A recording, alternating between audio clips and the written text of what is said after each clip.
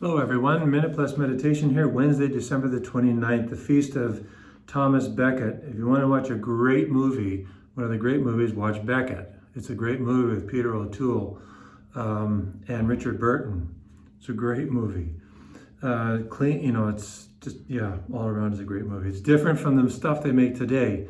So you got to kind of get your mind into this is a great movie and not one of these action-packed, Marvel type movies. Okay, so first reading is we're sticking with 1 John. My little children, now by this we may be sure that we know God, if we obey his commandments. Whoever says, I have come to know God, but does not obey his commandments is a liar, and in such a one the truth does not exist. But whoever obeys his word truly in this person is the love of God reached perfection. So St. John here, as I've said many a time before, is just truthful, blunt, simple, sincere, transparent. And a saint can say this. If I said this, I've said this before to the people I preach to, if I said this to from the pulpit, if you say, I have come to know God, but you do not obey his commandments, you're a liar, you're a bunch of liars. I don't think people would take that too well, unless I was a master of words. And I made it, I said it in such a way that somehow it didn't offend people, because of course it includes me too. But just by saying it that way, it includes all of us, right? If we say we're a Catholic and we're living contrary to the teaching of the Catholic Church, which is the teaching of Jesus Christ, somehow we in our minds will split. You see, Jesus is over here and the church is over here. So I can be loyal to Jesus. I don't have to follow the church. This is like, come on. This is like, give me a break. When it comes to the moral teaching or the teaching of faith and morals, no, we can't do this. Anyways, we try to do it all the time, right? So St. John is basically saying, if you say you're a Catholic, a child of God, and you're living contrary to what the church teaches, then you're a liar. You're deluded, or you could be misinformed. But if you know what you're saying, is what he's getting at. If you know what you're saying and you're saying it anyways, you're a liar. You just don't know. So, and it's the job of priests and formators in the faith to enlighten people's consciences. Whether it's a president or a prime minister, it doesn't matter. Because that being a president or a prime minister standing before God won't mean diddly squat.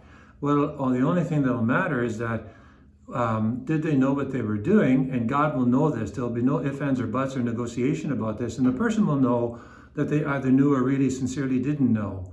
And that's the only thing, is we need to form our conscience in the light of objective truth, not according to what we want. So we need to harmonize again our life with the teaching of Christ, the teaching of Christ with our life. Yeah, we all have imperfections. We all commit sins, mortal, venial, character faults. That's why Jesus gave us the sacrament of penance along with the Holy Eucharist. So, we all need to end this dichotomy in our faith, which, sort of splits us up down the middle. Do what we want, believe. No, we need to be people of integrity, have unity of life. Okay, Luke from the Gospel. This is the purification. And so Simeon comes in. This man was righteous and devout, looking forward to the consolation of Israel, and the Holy Spirit rested on him. It had been revealed to him by the Holy Spirit that he would not see death before he had set eyes on the Lord's Messiah. So, and we've heard he sings what we call now the Nunc Dimittis, Lord, now you let your servant go in peace. So, this was a great grace granted to Simeon. He was promised this. The Lord faithfully fulfilled his promise. He's always faithfully fulfilled his promise. Simeon saw the Christ of the Lord. But no one can tell me he didn't have to make an act of faith, because all he saw was a baby. He didn't see rays shining forth from Jesus' eyes.